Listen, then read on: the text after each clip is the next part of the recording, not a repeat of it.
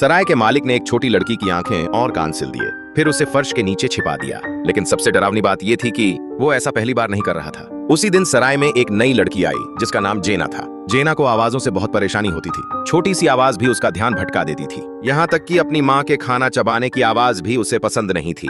इसीलिए वह शहर की भीड़ से दूर इस शांत सराय में रहने आई थी। सराय के मालिक और उसकी पत्नी ने उसका गर्मजोशी से स्वागत किया। उसकी परेशानी के बारे में जानकर उन्होंने उसे सबसे शांत कमरा दिया। जेना बहुत खुश हुई, लेकिन उसी रात सोने से पहले उसे दीवार के अंदर से अजीब सी आवाज सुनाई दी। वह सुनने के लिए दीवार के पास गई। तभी एक कॉकरोच दीवार से बाहर निकल आया। जेना डर गई। वह मालिक को बुलाने के लिए पीछे मुड़ी, लेकिन मालिक तो पहले से ही उसके पीछे खड़ा था। फिर वह उसे खाना खाने के लिए रसोई में ले गया। खाने के बाद जेना वापस अपने कमरे में आकर सो गई, लेकिन आधी रात को वही अजीब आवाज फिर सुनाई दी। उसने आंखें खोली और देखा कि एक काली परछाई तेजी से उसके सामने से गुजरी।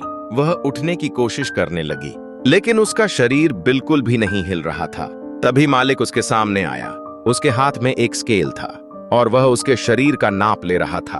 अगली सुबह जब जेना उठी तो सब कुछ सामान्य था, इसलिए उसने सोचा कि शायद उसने सपना देखा होगा। लेकिन अगली रात दीवार से फिर वही आवाज आने लगी। इस बार उसने ध्यान से देखा और दीवार में एक छिपा हुआ हिस्सा ढूंढ लिया। जैसे ही उसने उसे खोला, अंदर का नजारा देखकर उसके होश उड़ गए।